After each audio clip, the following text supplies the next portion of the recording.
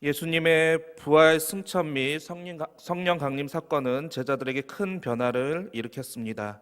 군인들에게 또 지배층에게 잡혀 죽을지도 모른다는 공포심으로 살았던 그 제자들이 그 모든 것을 잊어버린 채 예수가 누구였으며 또 그가 어떠한 삶을 살았는지에 대해서 직접적으로 전하는 계기가 되었기 때문입니다. 그것이 오늘 베드로가 많은 사람들 앞에서 하게 되는 이 첫 설교에 녹아 있습니다. 베드로의 설교의 핵심은 당연히 예수 그리스도이십니다. 예수님은 이미 많은 사람들에게 잘 알려진 사람이었습니다. 누구도 부인할 수 없는 하나님의 놀라우신 말씀을 전하였고 그 놀라운 말씀은 사람들에게 신선한 충격을 주었습니다. 그런 예수님에게는 특별한 무언가가 있었습니다. 병든 자를 고치고 자연을 다스리고 또한 죽은 자를 살리는 기적은 하나님의 말씀과 더불어 예수님을 상징하는 또 다른 능력이었습니다.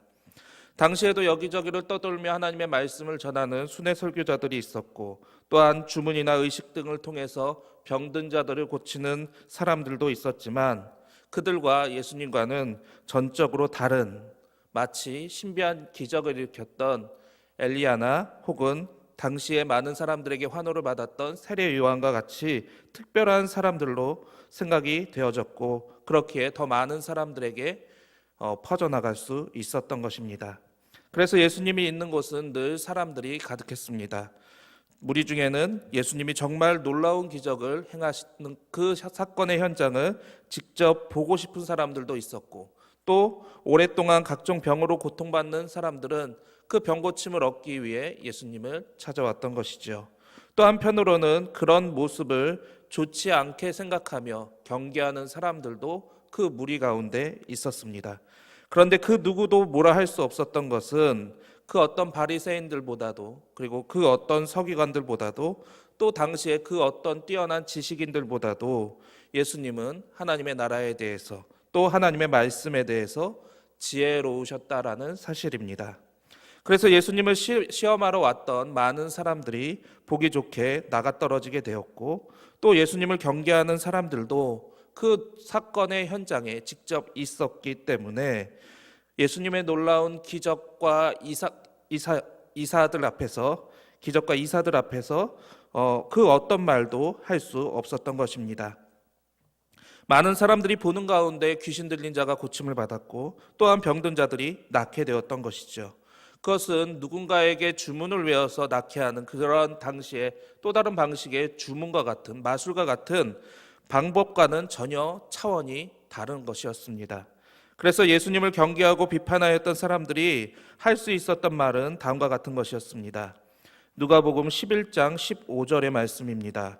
그 중에 덜어는 말하기를 그가 귀신의 왕 바알세불을 힘입어 귀신을 쫓아낸다 하고. 예수님의 대적자들은 자신들의 머리와 상식으로는 예수님이 행하시는 그 기적에 대해서 설명할 수가 없었습니다. 그러기에 그들이 생각해낼 수 있었던 방법은 귀신의 왕의 힘, 다시 말해 귀신의 힘을 빌어서 귀신을 쫓아낸다라고 말할 수밖에 없었던 것이죠. 이 말은 그 현장에 있던 예수님을 좋지 않게 생각하고 있었던 대적자들 역시도 예수님이 행하시는 기적에 대해서는 결코 부인할 수 없었다라는 것입니다. 그리고 더군다나 요한복음 11장에 가면 죽은 나사로를 살려내는 이야기까지 나타나게 됩니다. 그리고 그 소문은 즉시 예루살렘 전역으로 퍼져나가게 되고 예수가 메시아라는 믿음이 그렇게 죽은 사람까지 살려낼 수 있는 능력자이기에 예수가 메시아라는 믿음이 유대인들 사이에 급속도로 퍼져나갔던 것입니다. 이 상황을 그대로 볼 수 없었던 대적자들은 급히 모여서 회의를 할 수밖에 없었고 그들이 회의하였던 것은 요한복음 11장 47절로 48절 말씀에 기록이 되어 있습니다. 제가 읽어드리겠습니다. 이에 대제사장들과 바리새인들이 공회를 모으고 이르되 이 사람이 많은 표적을 행하니 우리가 어떻게 하겠느냐? 만일 그를 이대로 두면 모든 사람이 그를 믿을 것이요 그리고 로마인들이 와서 우리 땅과 민족을 빼앗아 가리라 하니. 지배자들이 갖고 있는 두려움은 지금 자신들이 처해 있는 이 상황이 자신들이 보기에는 결코 유리하지 않았다라는 것입니다. 그렇게 그들이 꺼내들 수 있는 카드는 단 하나밖에 없었죠. 그것은 어떻게 해서든지 어떤 이유를 갖다 붙여서라든지 예수 그리스도를 죽이는 것밖에는 없었다라는 것입니다. 그리고 그들의 계획은 예수님의 제자였던 이 가룟 유다의 배신을 통해서 완벽하게 성공하기에 이르렀습니다. 그들이 더 이상 예수님이 죽게 되었으니 어떤 문제도 어떠한 사건도 생기지 않을 것이다 라고 생각했던 것입니다. 그런데 현실은 어떻습니까? 전혀 예상치 못한 일들이 그들 앞에 주어져 있었다라는 것입니다. 바로 예수님의 죽음 뒤에 있던 하나의 비밀이 밝혀지게 되었던 것이죠. 그것이 무엇입니까? 바로 부활입니다. 그것은 그 세상에 누구도, 그 당시의 사람들 누구도 상상할 수 없었던 것입니다. 사실 그렇지 않겠습니까? 어떻게 죽은 사람이 다시 살아날 수 있겠느냐라는 것입니다. 그런데 그 일이 실제로 일어났다라는 것이죠. 마태복음 28장 1절로 4절 말씀을 제가 읽어드리겠습니다. 안식일이 다 지나고 안식 후 첫날이 되려는 새벽에 막달라 마리아와 다른 마리아가 무덤을 보려고 갔더니 큰 지진이 나며 주의 천사가 하늘로부터 내려와 돌을 굴려내고 그 위에 앉았는데 그 형상이 번개 같고 그 옷은 눈같이 희거늘 지키던 자들이 그를 무서워하여 떨며 죽은 사람과 같이 되었더라. 우리가 갖고 있는 일반적인 상식으로는 그 예수님의 부활 사건에 있었던 목격자들이 그 당시에 예수님의 부활을 기억하고 찾아갔던 그 여인들을 통해서 알려졌다라고 생각하고 있지만 4절 말씀을 살펴보면 무덤을 지키던 경비병들도 그 사실을 목격했다라고 성경은 우리에게 분명히 말씀하고 있습니다. 그런데 그들은 그 모습을 보고 어떻게 되었다라고 기록이 되어 있습니까? 죽은 사람과 떨며 죽은 사람과 같이 되었다. 오늘날로 표현하자면 기절했다라는 표현이 맞는 표현이겠죠. 그리고 아마 이들이 정신을 차리고 나서 보면 천사와 그리고 예수님의 부활 소식을 아마 여자들과 같이 듣지 않았을까 충분히 상상이 될 것입니다.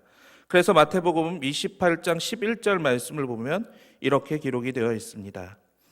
여자들이 갈 때 경비병 중 몇이 성에 들어가 모든 된 일을 대제사장들에게 알리니 그들은 이 여인들이 봤던 것과 똑같은 그 사건의 모든 전말을 알고 있던 유일한 사람들이었고 그리고 자신들이 보았던 그것을 대제사장들에게 알렸다라고 성경은 말씀하고 있습니다. 이 말도 안 되는 상황 가운데 이 소식을 들은 지배자들은 다시금 당황할 수밖에 없었죠. 그래서 그들이 생각해낸 또 다른 묘책은 무엇입니까? 마태복음 28장 12절로 13절 말씀에 이렇게 기록이 되어 있습니다. 그들이 장로들과 함께 모여 의논하고 군인들에게 돈을 많이 주며 이르되 너희는 말하기를 그의 제자들이 밤에 와서 우리가 잘 때 그를 도둑질하여 갔다 하라. 훔쳐갔다라고 말하라고 전하게 했던 것입니다.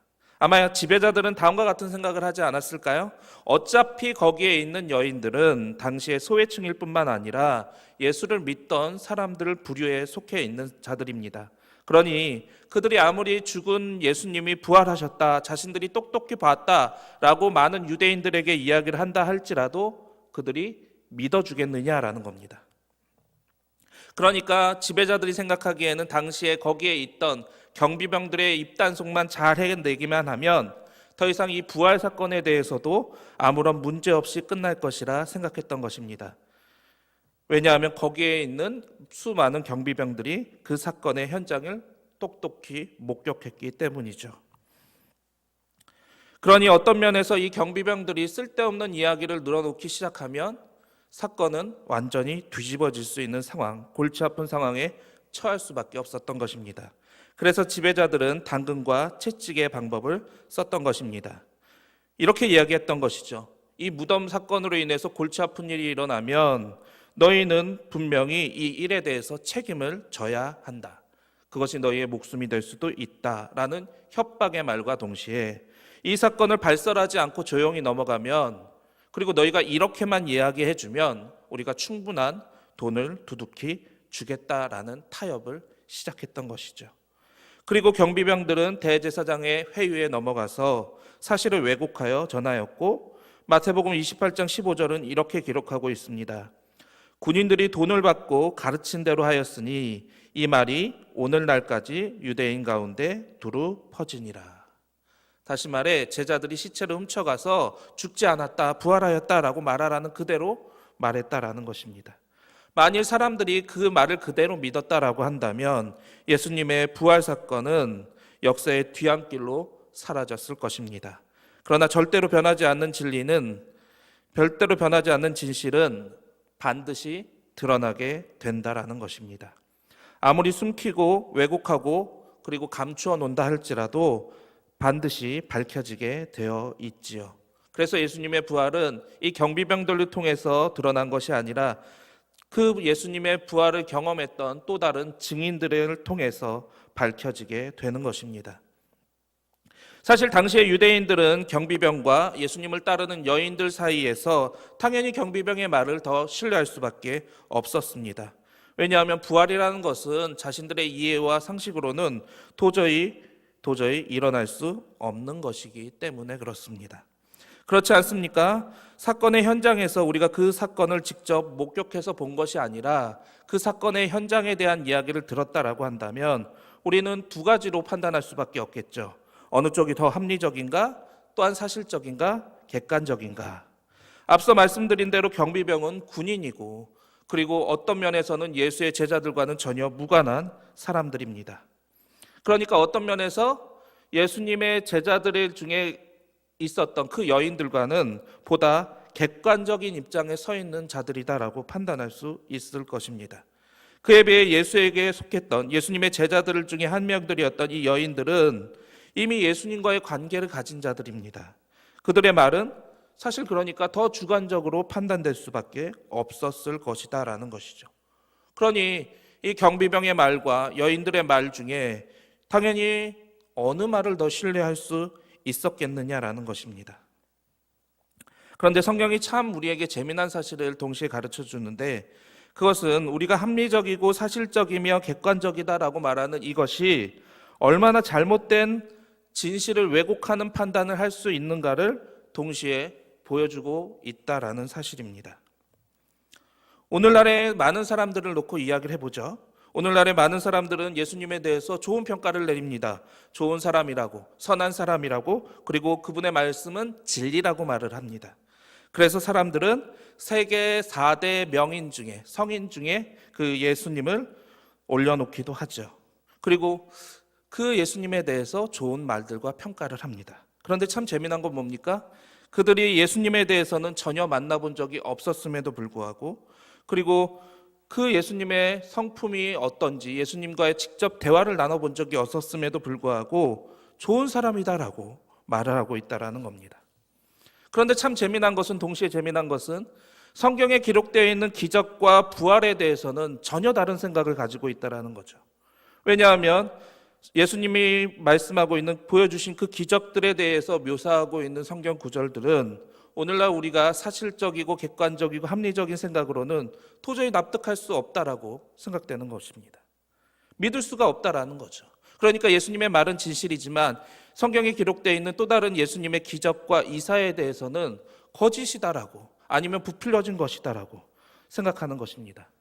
어떻게 물고기 5개와 보리떡 2마리를 가지고 5,000명이나 되는 사람들을 먹일 수 있느냐라는 거죠. 어떻게 사람이 무리를 걸을 수 있느냐는 겁니다. 또 어떻게 말 한마디로 병든 자들을 고쳐낼 수 있고 또한 손을 대어서 기도해 준 것만으로 그 사람이 나을 수 있겠느냐라는 것입니다. 그러니 예수님의 제자들이 성경을 기록하는 과정에서 일정 부분 과장된 것이 아니냐, 혹은 없었던 사실을 부풀려서 만들어낸 것이 아니냐, 그렇게 해서 예수님에 대해서 우상화한 것이 아니냐라고 말하는 것입니다. 어쩌면 그런 부분의 가장 정점인 부분, 그것이 바로 예수님의 부활에 대한 이야기가 아니겠느냐라고 말을 하는 것이죠.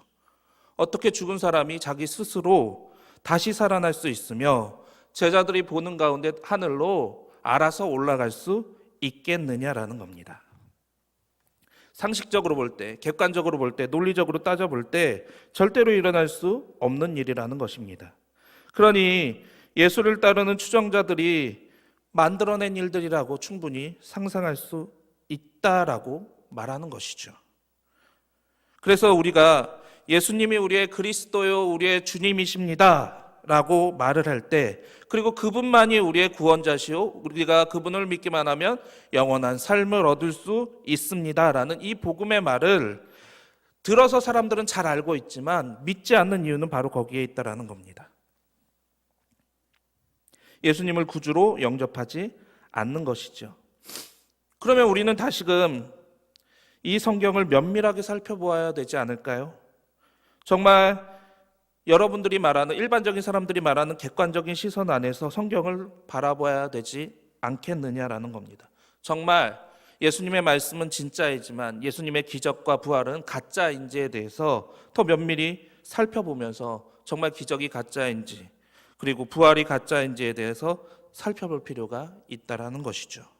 먼저 기적에 대해서 살펴보기 바랍니다. 이 부분은 앞서 말씀드렸던 것과 같은 객관적인 자료들이 있지 않습니까? 바로 예수님의 제자들 반대편에 서 있던 정적자들에 대해서 그들이 말하는 말과 증언에 대해서 살펴보면 이 기적이 가짜인지 진짜인지 확인할 수 있다라는 것이죠. 사람들이, 그들이 맨 처음에 생각할 때 예수님이 행하시는 기적은 가짜라고 생각을 했습니다. 그러나 그 모든 것을 본 그들이 내린 결론은 무엇이었습니까? 그 기적과 이사가 거짓이 아니었다라는 겁니다. 부인할 수가 없었던 것이죠. 그러니까 그들이 할 수 있었던 말, 그들이 왜곡해서 예수님에 대해서 비난하며 할 수 있었던 말은 아까 살펴본 대로 누가복음 11장 15절의 말씀 그대로 그가 귀신의 왕 바알세불의 힘을 빌어서 이 귀신들을 쫓아내었다, 이 기적들이 일으키고 있다 라고 말할 수밖에 없었다라는 겁니다. 그러니까 정적자들이 시선에서 분명히 바라보았을 때에도 그 기적은 진실이었다라는 것이죠. 나사로의 부활 사건도 마찬가지로 살펴볼 수 있습니다. 나사로가 병으로 죽었다라는 것, 그리고 그 모든 사실은 그들과 이미 나사로와 함께 있던 이 유대인들에 의해서 분명하게 사실로 증명이 되었습니다. 그리고 그 이후에 예수님과 그의 제자들이 나사로의 무덤으로 오게 되는 것이죠. 그리고 나사로의 무덤 앞에 가시는 그 예수님을 쫓아가면서 유대인들이 했던 말은 바로 이와 같은 증언이었습니다. 요한복음 11장 36절로 37절의 말씀입니다. 이에 유대인들이 말하되 보라 그를 얼마나 사랑하셨는가 하며 그 중에 어떤 이는 말하되 맹인의 눈을 뜨게 한 이 사람이 그 사람은 죽지 않게 할 수 없었더냐 하더라. 유대인들의 입에서 나온 말이었다라는 거죠. 그런데 그 예수님을 따라가 무덤까지 가까이 갔던 이 유대인들은 얼마 후에 놀라운 사실을 목격하게 됩니다. 바로 죽은 지 나흘이나 되었던 이 나사로가 배로 동인 채 무덤에서 나오는 모습을 자신들의 두 눈으로 똑똑히 보게 되었다라는 것입니다. 이 사실은 속이거나 바꿀 수 없는 틀림없는 진실이었습니다. 그래서 거기 그 현장에 있던 사람들이 이러한 고백을 할 수밖에 없었던 것입니다. 요한복음 11장 45절의 말씀입니다. 마리아에게 와서 예수께서 하신 일을 본 많은 유대인이 그를 믿었으나, 이 말의 의미는 무엇이겠습니까? 그 현장에 있었던 사람들, 그 사실을 보고 있었던 사람들은 죽은 나사로가 살아난 것을 똑똑히 보았다라는 것입니다. 그러니까 저 예수라는 사람이 하는 이 기적은 가짜가 아니라 진실이구나 라고 말할 수밖에 없었다라는 것이죠. 그래서 그 자리에 있던 유대인들은 예수님이 정말 놀라운 기적을 행하는 자구나 라고 믿었다라는 겁니다. 또 예수님에게 있어서 핵심 중에 핵심인 이 부활의 사건은 또 어떻게 바라볼 수 있을까요? 예수님의 제자들은 예수님으로부터 부활에 대한 이야기를 세 차례에 걸쳐서 이미 들었던 사람들입니다. 그런데 참 재미난 것은 제자들 중에 누구도 이 예수님의 부활 사건에 대해서는 믿지 않았다라는 것입니다. 그것을 어디서 살펴볼 수 있습니까? 누가복음 24장 9절의 말씀입니다. 거기에 무덤 사건을 경험한 여인들이 열한 사도를 찾아가는 이야기가 나오는데 거기서 자신들이 본 그 사건 그대로를 전하게 됩니다. 그때 사도들, 제자들의 반응은 어떻게 됩니까? 누가복음 24장 11절로 12절 말씀을 보면 이렇게 기록이 되어 있습니다. 사도들은 그들의 말이 허탄한 듯이 들려 믿지 아니하나 베드로는 일어나 무덤에 달려가서 구부려 들여다보니 세마포만 보이는지라 그 된 것을 놀랍게 여기며 집으로 돌아가니라. 네. 사도들은 이 여인들이 죽은 예수님이 부활하셨어요 라고 전하는 이 말을 허탄한 듯, 다시 말해 쓸데없는 말처럼 여겼다라는 겁니다. 왜 그렇게 생각할 수밖에 없었을까요? 어떻게 죽은 지 3일이나 지난 사람이 다시 살아날 수 있겠느냐라는 것이죠. 최측근이었던 제자들조차 그 말을 믿지 않았다라는 겁니다. 그저 베드로만 혹시나 하는 마음에 무덤으로 달려가서 빈 무덤을 살펴보고 돌아왔을 뿐이다라는 것이죠. 그러니까 제자들은 어떤 생각을 할 수밖에 없습니까? 이제 우리에게 아무런 희망이 없구나. 우리가 할 수 있는 일은 아무것도 없구나. 혹여라도 내가 예수님의 제자였다라는 사실이 밝혀지게 되면 내 생명이 어떻게 될지 모르니 빨리 도망치는 게 상책일 수 있겠구나. 그런 생각들을 하지 않았을까요? 그러니 아마 당시에 지배자들이 경비병들을 통해 돈을 주면서 했던 이야기, 제자들에 의해서 시신이 도난당하고 그들이 어떤 수를 써서 예수님의 시체를 빼돌린 다음에 부활했다라고 말했다라는 이 사실이 진실일 수 있었겠느냐라는 겁니다. 제자들 자신도 믿지 못하고 있었는데요. 그리고 정상적이고 객관적인 사고를 가지고 있다면 제자들의 입장에서 볼 때 예수님이 부활하셨어요. 우리가 그 현장을 봤어요. 라고 말한다라고 할지라도 유대인들이 믿겠느냐라는 거죠. 그들이 믿지 않을 사실이라는 것도 제자들이 너무나 잘 알고 있었다라는 겁니다. 그런데 그들이 바뀌었죠. 바뀔 수밖에 없었던 이유는 무엇이겠느냐라는 겁니다. 예수님의 부활을 못 믿던 이들이 믿을 수밖에 없었던 그 이유, 그리고 자신들이 본 그대로 나가서 말할 수밖에 없었던 그 이유가 무엇이었겠느냐라는 겁니다. 그건 아주 간단하지 않습니까? 그 현장을 직접 보았다라는 겁니다.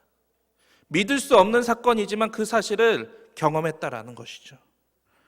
그러면 그 이해가 되지 않는 부분들이 다 해석이 되는 것이니까요. 그렇지 않습니까? 사람들은 객관적인 사실 안에서 자신들의 이해와 상황에 대해서 믿지 않지만 그 객관적인 사실이 객관적이지 않고 그리고 이성적인 사실이 이성적이지 않게 실제로 일어나는 그 현장에 있게 된다면 믿을 수밖에 없잖아요. 그게 성경에 기록되어 있다는 겁니다.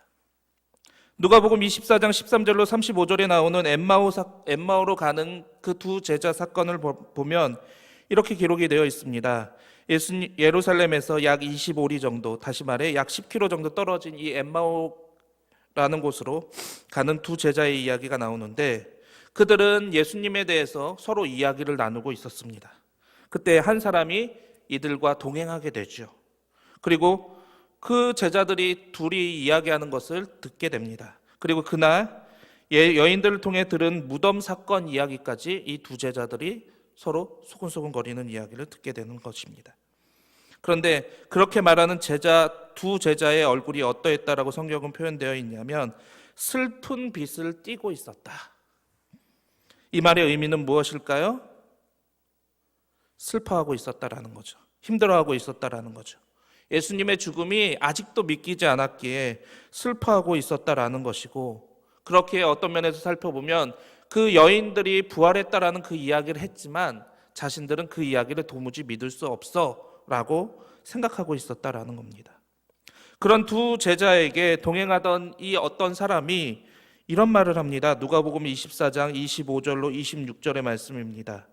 이르되 미련하고 선지자들이 말한 모든 것을 마음에 더디 믿는 자들이여 그리스도가 이런 고난을 받고 자기의 영광에 들어가야 할 것이 아니냐 하시고 이 동행하던 이가 왜 예수님의 부활의 사건에 대해서 그렇게 이야기를 하고 또 그렇게 들었으면서 왜 믿지 않느냐라고 오히려 이 제자 둘을 책망하였다라는 겁니다.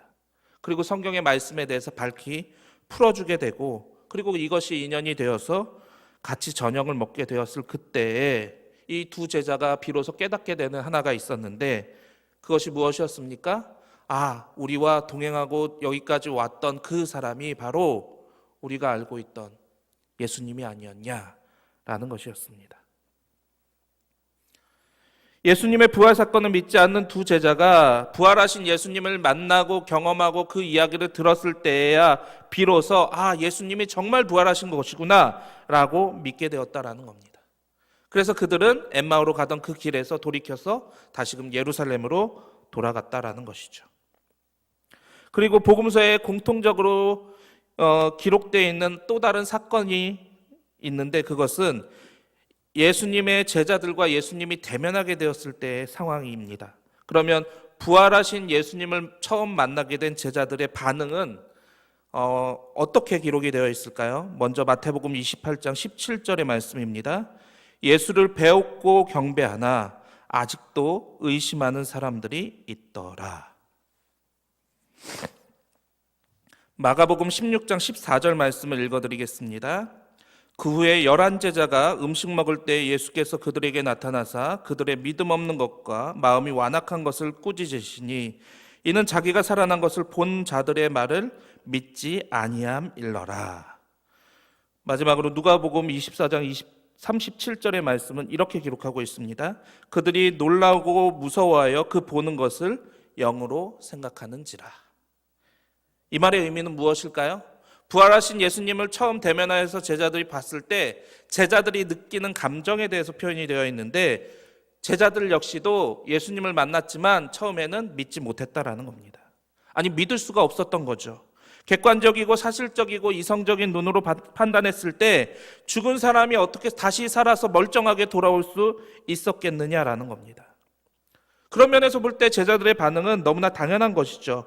그리고 이쯤에서 우리는 예수님의 제자들 중에 그 유명한 한 제자를 떠올리게 되지 않습니까? 바로 도마 말이죠. 도마는 요한복음 20장 25절 말씀을 보면 부활하신 예수님을 만났던 제자들이 정말 예수님이 부활하셨어 라고 도마에게 말했을 때 도마는 바로 이렇게 말하지 않습니까? 내가 그의 손에 못자국을 보며 내 손가락을 그 못자국에 넣으며 내 손을 그 옆구리에 넣어보지 않고는 믿지 아니하겠노라. 이성적이고 합리적이며 객관적인 도마의 입장에서 봤을 때 예수님의 부활 사건은 말도 안 되고, 너희가 지금 헛걸 본 거야. 내가 내 손가락으로 정말 예수님의 구멍난 손가락에 손을 넣었다 빼보고 옆구리에 손을 넣었다 빼보지 않고는 믿지 못하겠어 라고 말할 정도로 도마는 역시도 믿을 수가 없었다라는 것입니다. 그런 그에게 다시 나타나신 예수님이 하신 말씀은 무엇입니까? 요한복음 20장 27절의 말씀입니다. 도마에게 이르시되 내 손가락을 이리 내밀어 내 손을 보고 내 손을 내밀어 내 옆구리에 넣어보라. 그리하여 믿음 없는 자가 되지 말고 믿는 자가 되라. 예수님은 도마가 요구하셨던 대로 야 그래 다 해봐.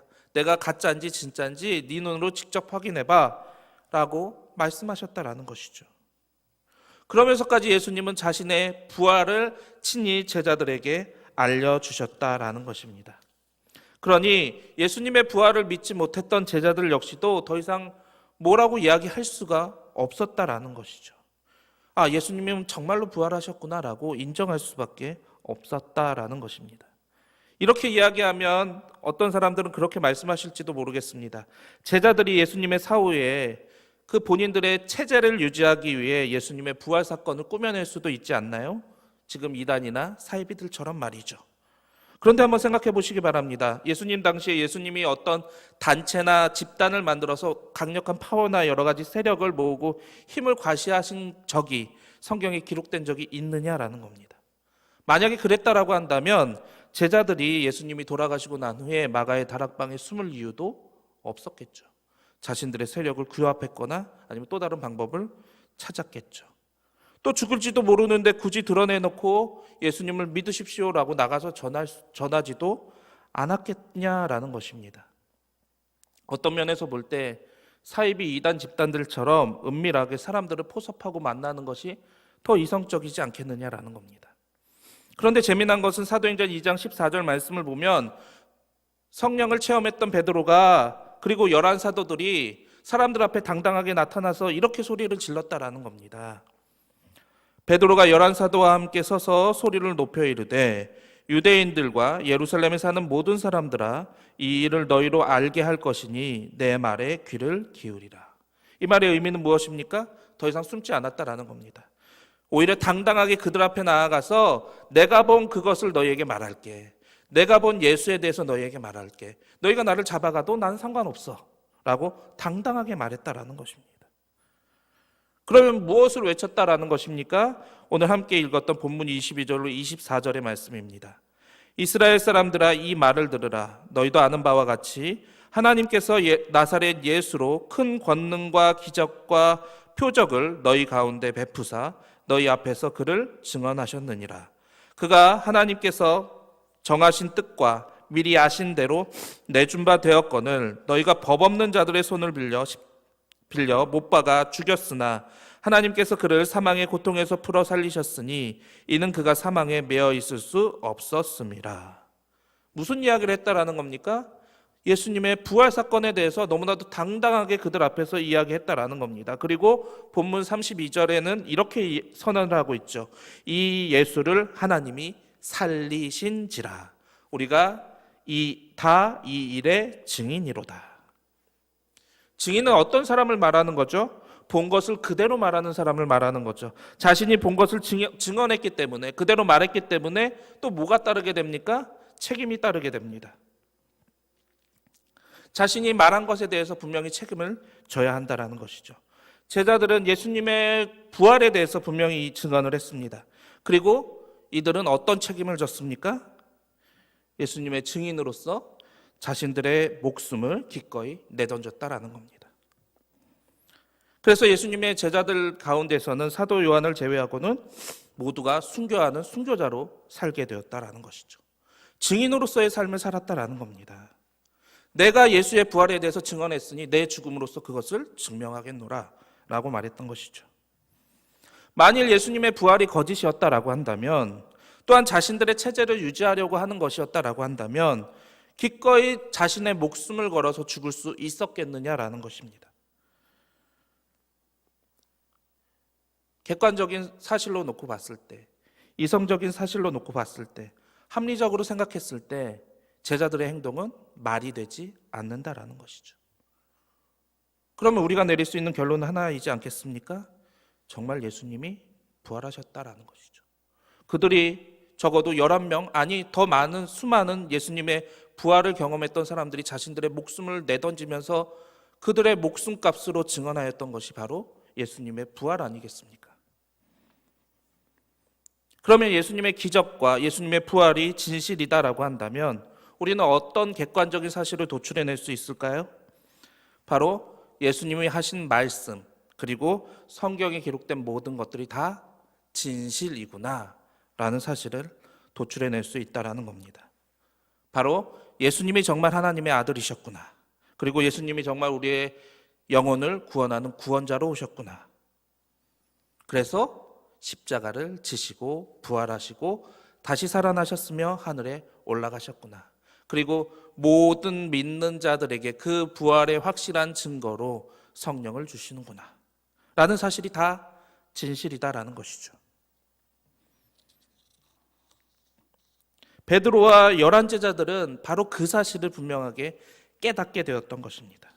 그래서 자신들의 목숨을 걸면서 그 부활의 증인답게 모든 것을 증언하였던 것이죠. 이제 우리 자신을 보시기 바랍니다. 우리는 예수님 시대의 산적도 아니고 예수님의 기적의 자리에도 없었으며 예수님의 부활의 자리에도 역시 없었습니다. 우리 성경에 기록된 대로 정말 예수님이 우리의 구원자인가에 대해서 정말 객관적이고 이성적이고 합리적으로 판단해야 되는 위치 가운데 있다라는 것이죠. 제가 앞서도 말씀드렸다시피 그 판단을 내리기 전에 우리는 다음과 같은 사실을 먼저 인정해야 될 것입니다. 사람들은 경험하지 못한 내 상식으로는 이해되지 않는 것, 또한 자신의 판단에 맞지 않으면 아무리 사실이어도 믿지 않는다라는 사실, 또 세상 사람들은 자신들이 모르는 영역에 대해서 너무나도 많지만 그것을 인정하지 않고 있다라는 사실. 다시 말해 우리의 얕은 지식을 가지고 전 우주에 걸쳐서 일어나는 어떤 일들에 대해서 모두 다 안다라고 말할 수 없다라는 것입니다. 그런데 우리가 갖고 있는 교만은 무엇입니까? 마치 우리가 모든 것을 아는 것처럼, 우리가 세상의 모든 것을 운영하는 창조주처럼 말하면서 살고 있다라는 것이죠. 어떤 면에서 우리가 더 객관적이지 않고 이성적이지 않고 합리적이지 않지 않습니까? 실제로 만물의 영장이라고 우리가 자신하면서 많은 과학적인 지식을 우리가 갖고 있다라고 이야기하면서 고작 바이러스 하나 때문에, 그렇잖아요? 전 세계가 혼돈의 상황이 되고 마비의 상황이 되어버리고 두려움과 공포에 떨고 있지 않습니까? 인간의 교만한 마음을 내려놓고 정말 객관적인 여러분들의 시선으로, 이성적인 여러분들의 시선으로, 합리적인 여러분들의 시선으로 성경의 말씀을 다시 한번 꼼꼼히 살펴보시기 바랍니다. 정말 예수님이 가짜인지, 정말 예수님이 진짜인지 말이죠. 그러면 명확한 결론이 나올 수밖에 없다라는 겁니다. 모든 증거를 통해 성경은 우리에게 합리적으로, 이성적으로, 또한 객관적으로 진실을 증언하고 있다라는 것, 그것 말입니다. 그러면 우리가 깨달을 수 있는 하나는 무엇입니까? 오직 예수님만이 우리의 구주이시다라는 것이죠. 오직 예수님만이 우리의 구원자이시다라는 것입니다. 오직 예수님만이 우리에게 길이요 진리요 생명이 되시며 우리의 생명을 구원하셔서 영원한 하나님의 나라로 인도하실 수 있는 유일한 분이시다라는 것이죠. 이 고백을 우리가 한다면 우리는 예수님의 기적을 보지 않았어도 괜찮습니다. 또한 예수님의 부활을 보지 못했어도 괜찮습니다. 우리는 그럼에도 불구하고 예수님의 증인이 될 수 있다라는 겁니다. 사랑하는 성도 여러분, 그 증인으로서 우리의 삶을 예수님께 맡기실 수 있게 되시기를 주님의 이름으로 축원드립니다. 또 그 예수님께서 우리를 얼마나 사랑하셨는지 바로 여러분들의 입술을 통해서 증인이 되어주시기를 또한 주님의 이름으로 부탁드립니다. 그래서 아직 주님을 믿지 않는 자들에게 부활의 증인으로서 예수님의 사랑과 예수님의 그 은혜의 말씀을 나누고 전하는 데 힘쓰는 사랑하는 춘천 석사교회 모든 성도님들이 다 되시기를 주님의 이름으로 축원드립니다.